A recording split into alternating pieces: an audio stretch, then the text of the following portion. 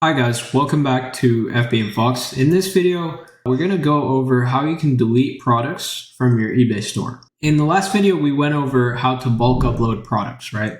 We did the bulk upload, but what if we want to delete certain products from our eBay store? Well, that's what we're going to talk about in this video. And before we do that, we're going to talk about how we can import existing listings, right?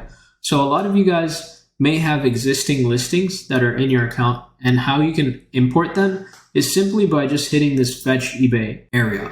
And what it's going to do is it's just going to take all your active listings. It's going to avoid like your ended listings and all those things. It's going to just take your active listings and pull them into the account.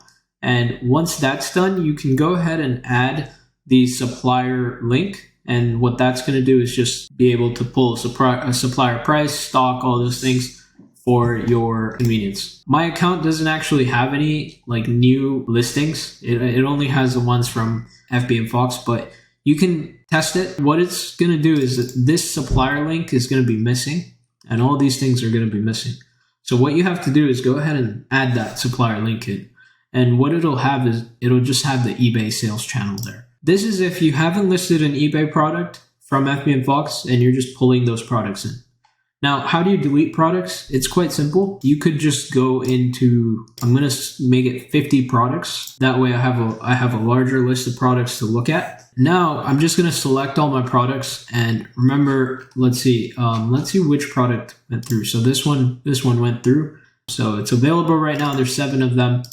Now, if I just bulk actions and delete products, hit apply, then what's going to happen is, just as the software says, it's going to delete the products. Right now, this thing is available, but if I refresh my screen, let's see now, it just worked through them.